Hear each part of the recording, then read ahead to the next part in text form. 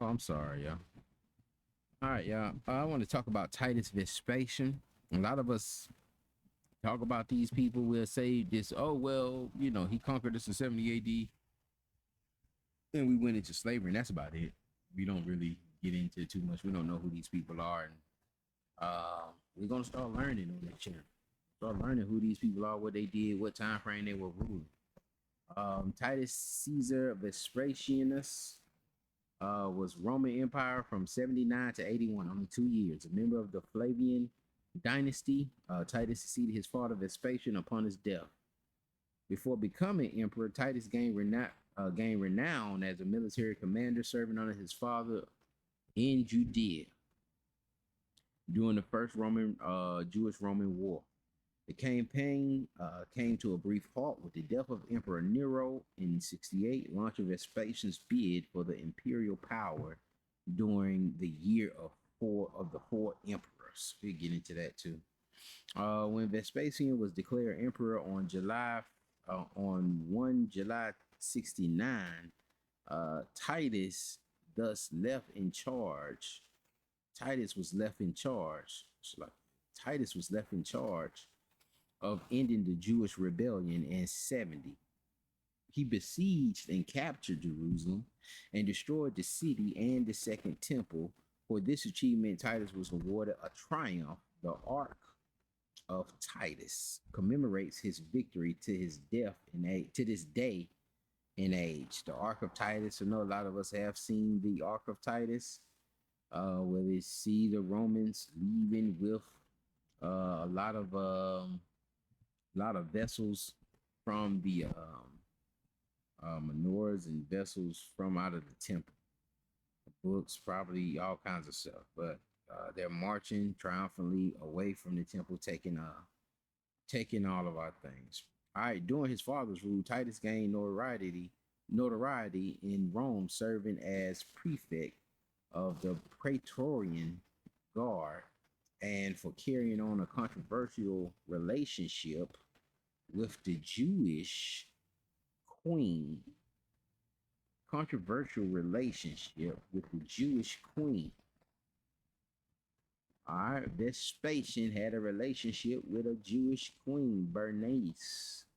Berenice. Berenice. Let's look into Berenice a little bit. Where does she come from? Where does the Jewish queen come from? Oh, that's already clicked. I'm sitting here looking. Berenice was a Jewish client queen of the Roman Empire during the second half of the first century. Berenice was a member of the Herodian dynasty, right, coming from Herod. And again, how did Herod become a client king? And how did they say he of the Jews, in charge of the Jews, and he's half Jewish, half Edomite, and it goes into that great conversion that happened during the Herodian dynasty. In the Roman Empire during the second half of the first century, Berenice was a member of the Herodian dynasty that ruled the Roman province of Judea between 39 BC and 92 AD. You had a Herodian dynasty that came after the Hasmonean dynasty. Once Herod came in, then it started the Herodian dynasty. She was the daughter of King Herod Agrippa I and Sapphoros, and a sister of King Herod Agrippa II. All right, she was a sister of Herod Agrippa II. With what little is known about her life and background comes mostly from the early historian Flavius Josephus. I tell his name every time. Who detailed the history of the Jewish people and wrote an account of the Jewish rebellion of 67. We want to get in during the first Jewish Roman War. She began a love affair with the future emperor Titus Flavius Vespasianus. However, her unpopularity among the Romans compelled Titus to dismiss her on his accession as emperor in 79. When he died 2 years later, she disappeared from the historical records. We go back. He was saying that she had a controversial relationship. He didn't say he married her. Had a controversial relationship with this Jewish queen. They ain't want him, dealing with this sister. But again, it's good that we look into these things. Let's just finish this little part up here. It says Titus ruled to great acclaim during the death of Vespasian in 79 and was considered a good emperor by Suetonius and other contemporary historians.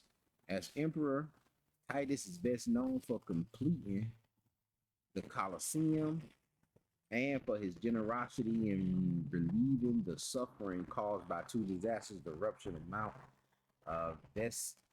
Vesuvius in AD 79 and a fire in Rome in 80.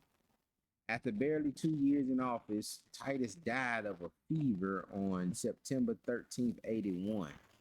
He was deified by the Roman state and succeeded by his younger brother, Domitian. All right, Domitian. He's a Roman ruler from 81 to 96. And this is who they're saying,